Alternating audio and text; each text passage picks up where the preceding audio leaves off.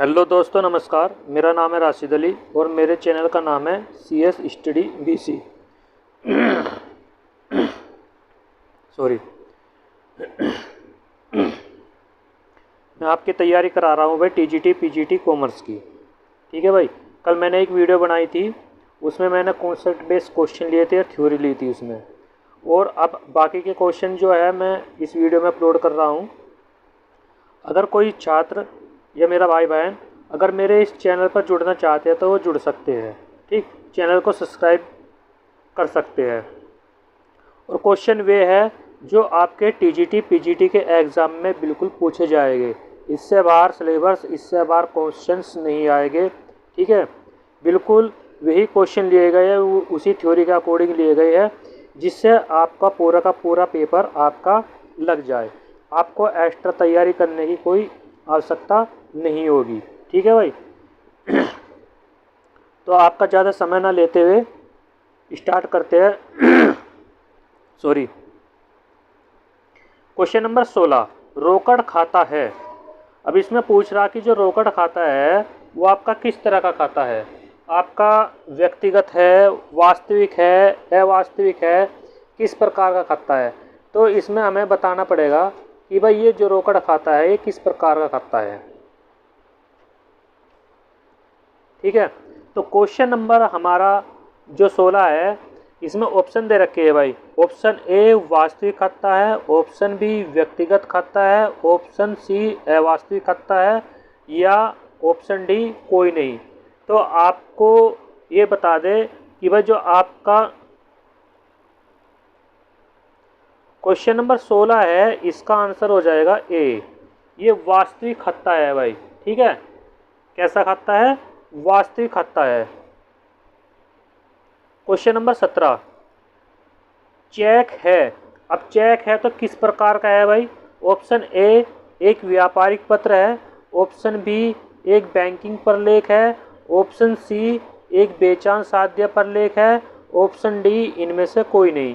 तो जो चेक है वो आपका एक बैंकिंग प्रलेख है। ठीक है भाई, क्वेश्चन नंबर 17 का आंसर बी हो जाएगा। क्वेश्चन नंबर 18, रोकड़ पुस्तक में शामिल होते हैं। तो रोकड़ जो आपकी कैश बुक बनाई जाती है तो उसमें किस प्रकार के खाते शामिल होते हैं। ऑप्शन ए सभी प्राप्तियां एवं भुगतान, ऑप्शन बी केवल सभी प्राप्तियां, ऑप्शन सी केवल सभी भुगतान, और ऑप्शन डी है इसमें भाई इनमें से कोई नहीं। तो आपको मैं बताता चलूँ कि भाई जो आपका कैश बुक है उसमें सभी प्राप्तियां एवं भुगतान होते हैं, यानी कि सारे नगद, जो भी नगद प्राप्तियां होती है और नगद भुगतान होते हैं, उन्हीं का लेखा रोकड़ पुस्तक में किया जाता है। बाकी और उधार के लेखे नहीं होते इसमें। ठीक है भाई, किस चीज़ के? उधार के लेखे बिल्कुल नहीं होते, सारे लेखे नगद होते हैं। जो भी माल खरीद देंगे, ठीक है, जिससे भी हमें प्राप्त होगा उसका लेखा करेंगे। जो भी हम नगद माल बेचेंगे, जिसको भुगतान करेंगे नगद, ठीक है भाई, उसका लेखा हम रोकड़ पुस्तक में करेंगे। बाकी और किसी का भी लेखा हम इसमें पुस्तक में नहीं करेंगे। ठीक है भाई। क्वेश्चन नंबर इसका आपका क्या था भाई? पहला ऑप्शन राइट था, सभी प्राप्तियां एवं भुगतान। क्वेश्चन नंबर 19, जिस बही में समस्त खाते रखे जाते हैं उसे क्या कहते हैं। देखो भाई, जो क्वेश्चंस लिए गए हैं पुस्त पालन से लेकर के और अंतिम खाते तक जो चैप्टर है उसमें सारे चैप्टरों का मिक्स क्वेश्चन लिए गए हैं। ठीक है भाई, और आप बिल्कुल अगर इन्हीं क्वेश्चन की तैयारी करोगे, आपको मैं बताता चलूँ कि इससे बाहर आपका एग्ज़ाम में नहीं पूछा जाएगा। पुस्त पालन से लेकर के और अंतिम खाते तक कम से कम 20 से 25 क्वेश्चन एग्जामिनर पूछता है TGT PGT के एग्ज़ाम में। ठीक है भाई, तो TGT PGT के एग्ज़ाम के ध्यान में रखते हुए सिलेबस को ही मैंने क्वेश्चन को लिए है। ठीक है भाई, तो क्वेश्चन था जिस बही में समस्त खाते रखे जाते हैं उसे क्या कहते हैं। पहला ऑप्शन है रोकड़ बही, दूसरा ऑप्शन है विक्रय बही, तीसरा ऑप्शन है खाता बही, और चौथा ऑप्शन है रोजनामचा। तो आपको मैं बताता चलूँ कि इसमें आपका तीसरा ऑप्शन राइट हो जाएगा, खाता बही। जो जिस बही में, यानी कि जो बही होती है जिसमें समस्त खाते रखे जाते हैं उसका नाम है भाई आपका खाता भाई, यानी कि पोस्टिंग। ठीक है भाई, जिसमें सारे लेजर बनाए जाते हैं प्रत्येक खत्ते के, और इसी खत्ते के अनुसार शेष निकाला जाता है। ठीक भाई, और शेष निकालने के बाद क्या तैयार किया जाता है? तलपट तैयार किया जाता है। और तलपट तैयार करने के बाद क्या तैयार किया जाता है? उसमें तैयार किया जाता है अंतिम खाते। ठीक है भाई। क्वेश्चन नंबर 20, तलपट बनाने की विधियां है। अब तलपट बनाने की कौन कौन सी विधियां है भाई, देख लेते हैं। पहला ऑप्शन है जोड़ विधि, दूसरा ऑप्शन है शेष विधि, तीसरा ऑप्शन है जोड़ एवं शेष विधि, और चौथा ऑप्शन है उपयुक्त सभी। तो इसमें भाई आपका ऑप्शन डी राइट हो जाएगा, क्योंकि सारी की सारी विधियां तलपट बनाने की है। ठीक है भाई।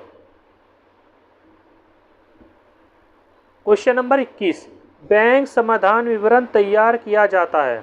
और बैंक समाधान विवरण तैयार किया जाता है भाई, ऑप्शन ए व्यापारी की इच्छा अनुसार, ऑप्शन बी अंतिम खाते बनाने से पूर्व, ऑप्शन सी अंतिम खाते बनाने के पश्चात, और ऑप्शन डी छमाई। तो आपको ये बताता चलूँ कि जो बैंक समाधान विवरण है वो व्यापारी की इच्छा के अनुसार ही बनाया जाता है। ठीक है भाई, और किसी के अनुसार ये बनाया नहीं जाता, ना तो बैंक के द्वारा बनाया जाता है, न किसी ग्राहक के द्वारा बनाया जाता है। बैंक समाधान विवरण व्यापारी की इच्छा के अनुसार बनाया जाता है, जिससे व्यापारी को ये पता चल सके कि उसके बैंक में कितना पैसा है और उसके पासबुक में क्या वो जो पैसे है वो बिल्कुल एक्यूरेट है, यानी कि वो अपने खत्तों का मिलान करते हैं बैंक से और अपनी पासबुक के मिलान करते हैं, जिससे ये पता लग जाए कि हाँ भाई हमारा पैसा सही है।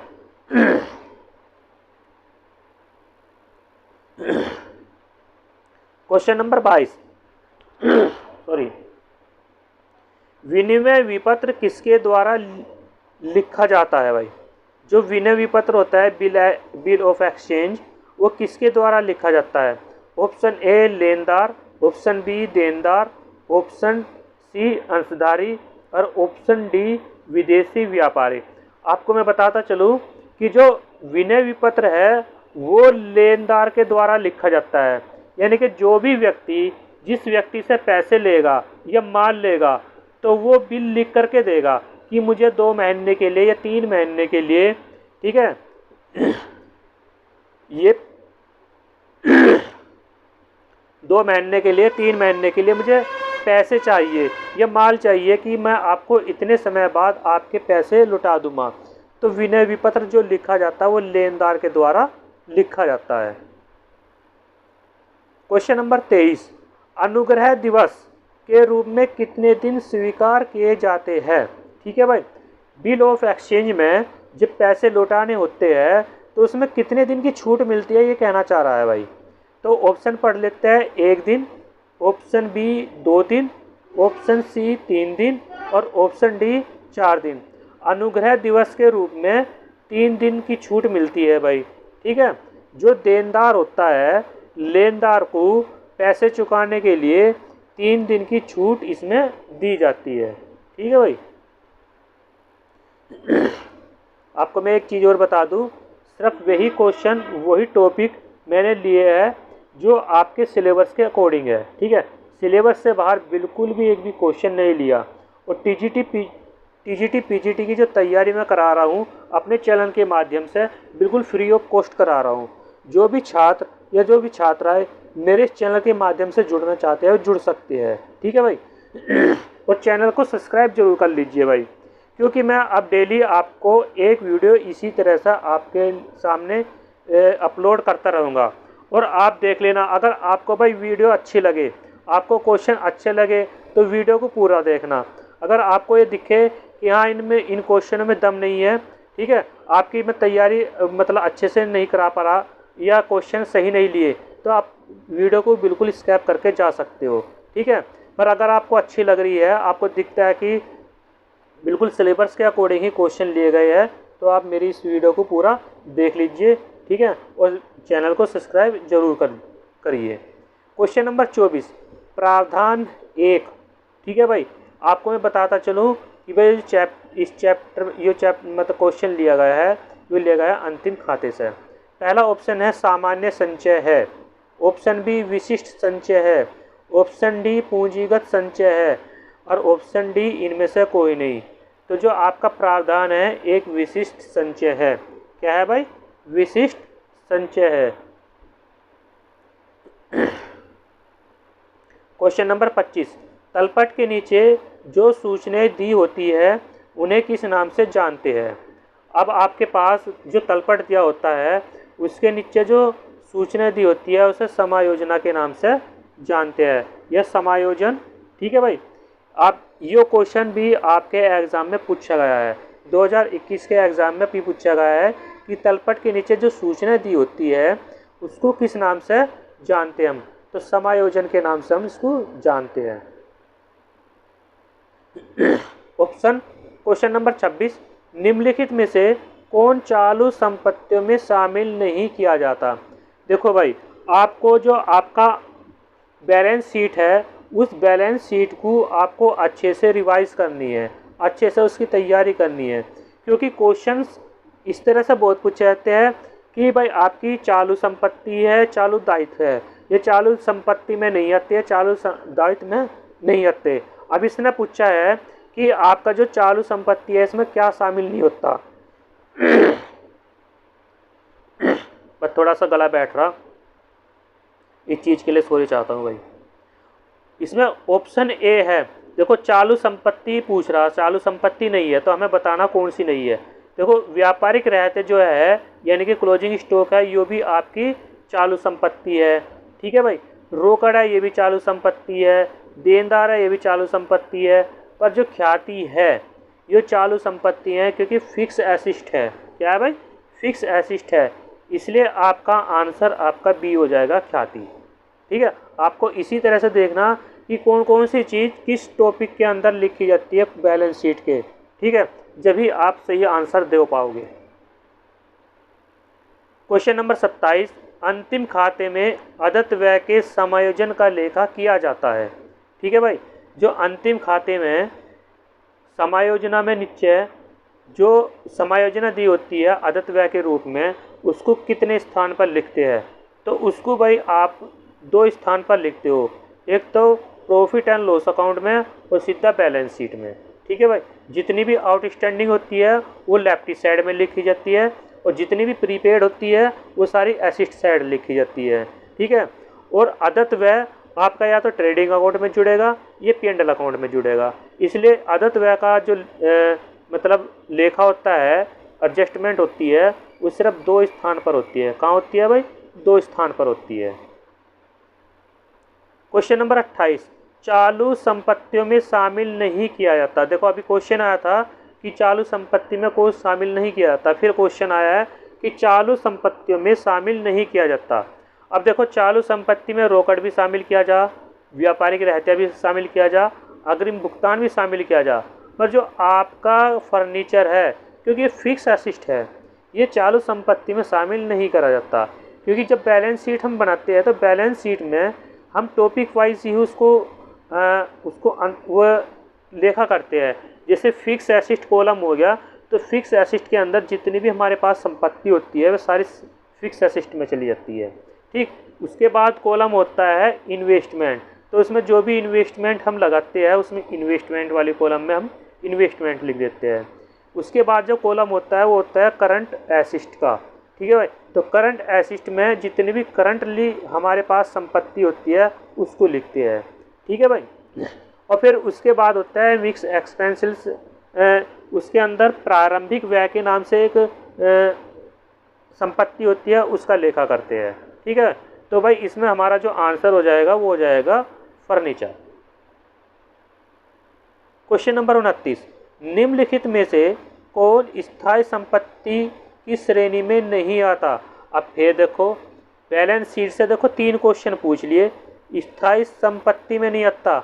अब स्थायी संपत्ति में कोई नहीं आता, अब देखते हैं भाई। ठीक है, अब आपका पहला ऑप्शन है भूमि और भवन, ये भी आपकी फिक्स असिस्ट है। मशीनरी, ये भी आपकी फिक्स असिस्ट है। फर्नीचर, ये भी फिक्स असिस्ट है।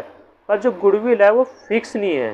ठीक है, क्योंकि अमूर्त संपत्ति है, इसको हम देख नहीं सकते, क्योंकि भूमि, मशीनरी और फर्नीचर ये आप देख सकते हो, इसलिए फिक्स स्थायी संपत्ति की श्रेणी में नहीं आता, पर रखनी पड़ती है।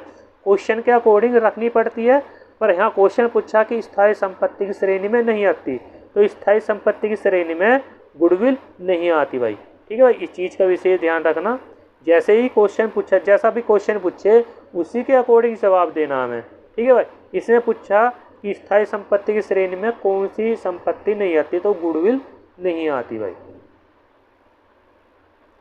क्वेश्चन नंबर 30, इकहरी लेखा प्रणाली में लाभ तथा हानि का निर्धारण किया जाता है। ठीक है भाई, ऑप्शन पढ़ लेते हैं। अंतिम तथा प्रारंभ पूंजी के अंतर से, ऑप्शन बी रोकड़ शेष के अंतर से, ऑप्शन सी बैंक शेष के अंतर से, और ऑप्शन डी तलपट के योग के अंतर से।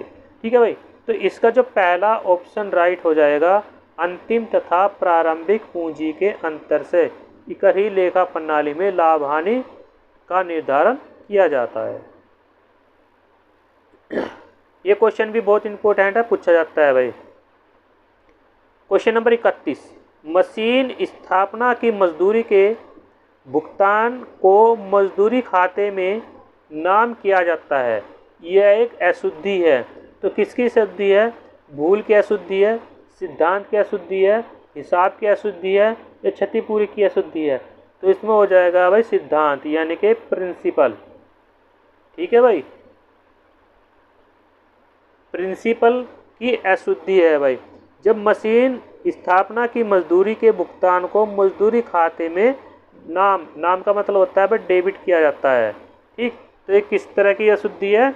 ये है सिद्धांत की अशुद्धि। क्वेश्चन नंबर 32, कौन सी मद तलपट में डेबिट शेष प्रदर्शित करती है? ठीक है भाई, क्रय वापसी है आपकी, यो भी प्रदर्शित नहीं करती। बकाया वेतन है, ये भी नहीं करती। विक्रय है, ये भी नहीं करती।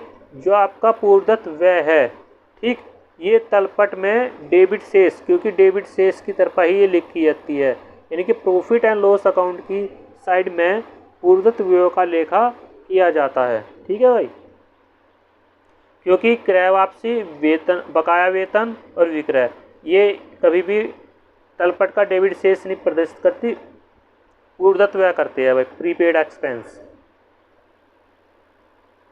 क्वेश्चन नंबर 33, तलपट तैयार करते समय उसमें कितने खाने बनाए जाते हैं? ठीक है भाई, तो तलपट को जब तैयार करते हैं तो आप मोस्टली बुक में देखते हैं कि उसमें 4 खाने होते हैं, पर आप जब ऑथेंटिक बुक के अंदर जाओगे, जैसे सात्य पब्लिकेशन है, उसके अंदर आपको 5 कॉलम देखने को मिलेंगे। सबसे पहला कॉलम मिलेगा आपको डेट का, ठीक भाई। दूसरा कॉलम मिलेगा आपको इसमें नेम ऑफ द एसिस्ट का। तीसरा कॉलम मिलेगा फिर आपको एलएफ का, ठीक है भाई। और चौथा कॉलम मिलेगा अमाउंट यानी कि डेबिट, और फिर अमाउंट यानी कि क्रेडिट। ये डेबिट का है, वही क्रेडिट का। इस तरह जो आपका तलपट बनाया जाता है वो 5 खानों से बनाया जाता है, ठीक है भाई। उसमें 5 खाने होते हैं, डेट, पार्टिकुलर बोल देते हैं, एलएफ बोल देते हैं, डेबिट और क्रेडिट। 5 कॉलम होते हैं, ठीक है भाई। तलपट तैयार करते समय उसमें 5 खाने बनाए जाते हैं। क्वेश्चन नंबर 34, संपत्ति की उधार खरीद किसमें लिखी जाती है? जो संपत्ति की उधार खरीद है, जो संपत्ति की उधार खरीद है वो किस में लिखी जाएगी? ठीक है भाई, क्रय बही में लिखी जाएगी, रोकड़ बही में लिखी जाएगी, मुख्य रोजनामचे में लिखी जाएगी, ये विक्रय बही में लिखी जाएगी। अगर किसी संपत्ति को हम उधार खरीद कर ला रहे हैं तो उसका लेखा कहाँ लिखेंगे भाई? मुख्य रोजनामचे में लिखेंगे। कहाँ लिखेंगे भाई? मुख्य रोजनामचा, जहाँ आप जर्नल एंट्री करते हो, ठीक है भाई। क्वेश्चन नंबर 35, एक तलपट में निम्न सूचनाएं हैं। डूबत ऋण 3000, डूबत ऋण आयोजन 3500 रुपये, देनदार 4000। अन्य सूचनाएं 40,000 है।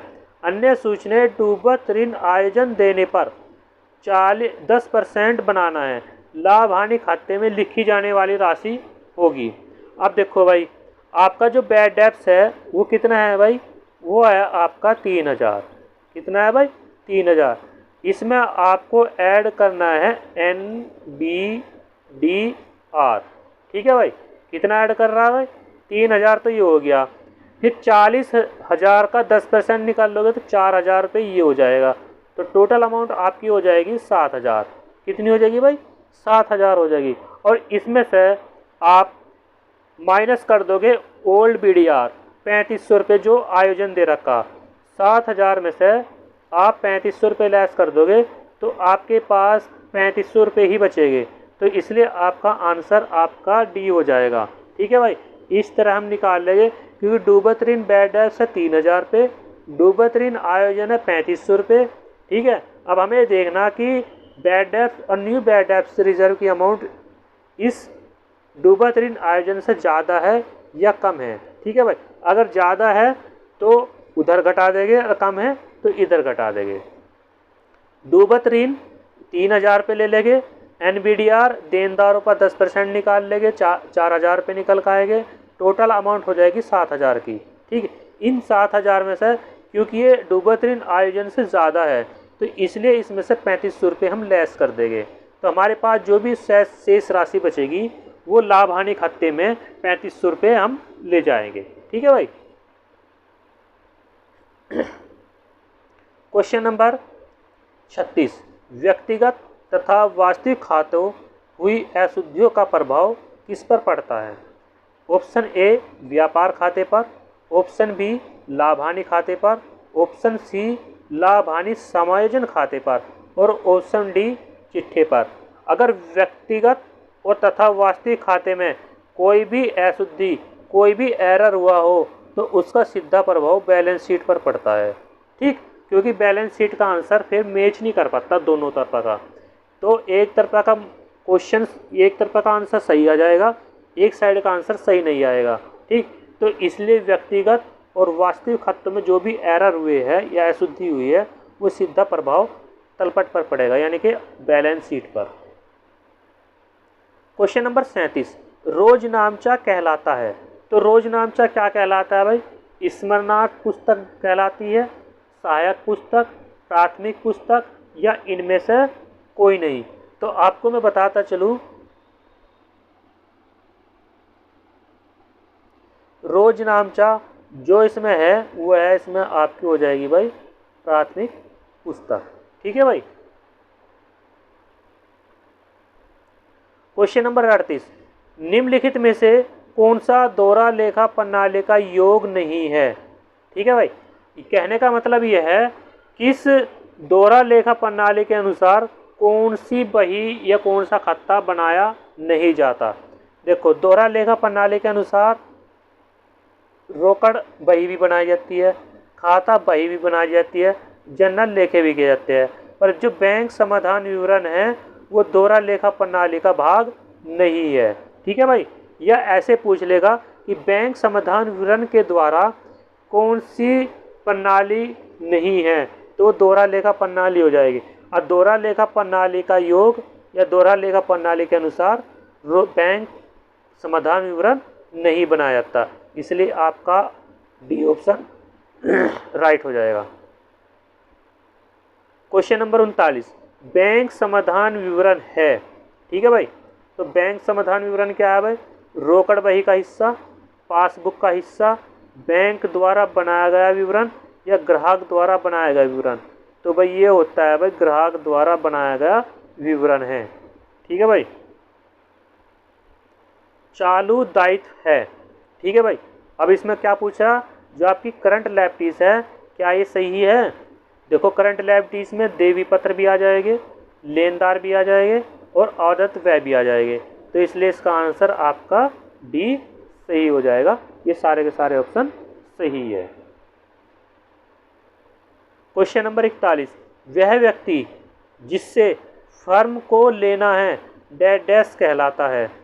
अगर किसी व्यक्ति को फर्म से कुछ लेना है तो देनदार हो जाएगा, और जिस व्यक्ति को फर्म को देना है वो तो लेनदार हो जाएगा।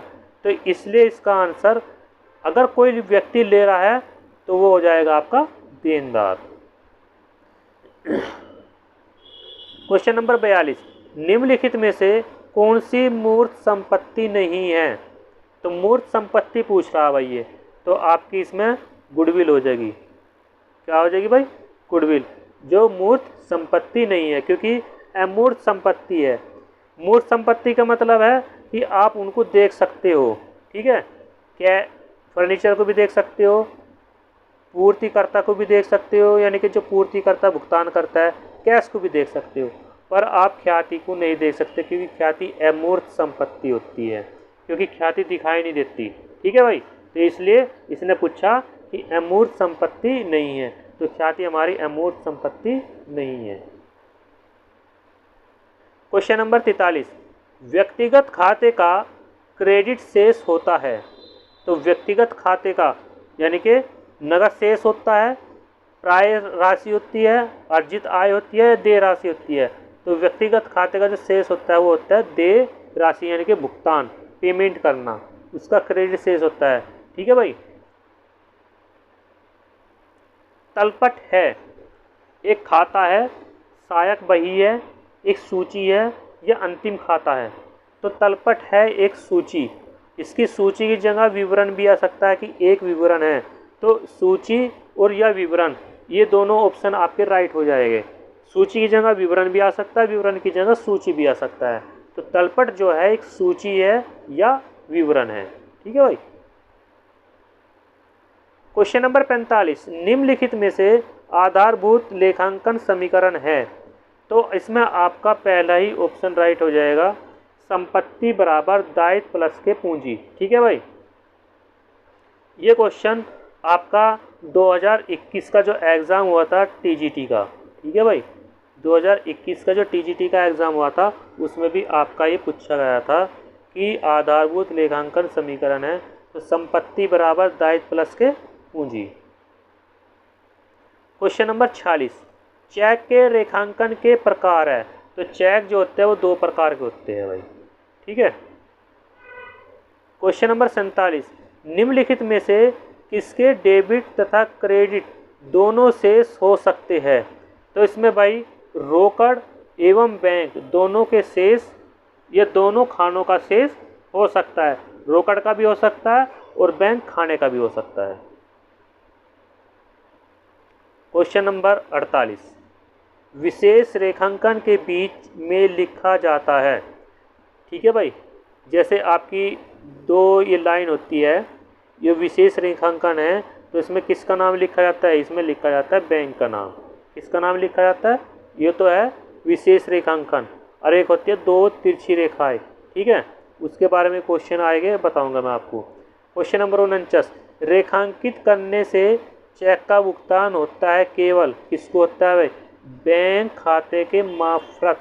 ठीक है भाई, जिसमें भी बैंक खाते का उस व्यक्ति का खाता है उसको ही आप बैंक खाते में मार्फत होता है भाई। ठीक है, ये क्वेश्चन नंबर 49 हो गए। 15 कुछ मैंने कल अपने एक वीडियो में भाई थ्योरी और 15 क्वेश्चन डाले थे, और 15 क्वेश्चन है। अब नेक्स्ट क्वेश्चन 49 तक क्वेश्चन है। ठीक है भाई, अगर मेरी वीडियो अच्छी लगी है तो आप इस वीडियो को ज़रूर सब्सक्राइब कीजिए, लाइक कीजिए। अब जो भी कमी है या जो भी आपको परेशानी है टीजीटी पीजीटी की तैयारी करने के लिए, तो भाई मेरे से संपर्क कर सकता है, जुड़ सकता है। और आप मेरे इस चैनल को सब्सक्राइब जरूर कर लीजिए, इसीलिए मैं आपकी डेली वीडियो लाता रहूँगा टीजीटी पीजीटी की। ठीक है भाई, थैंक यू, नमस्कार।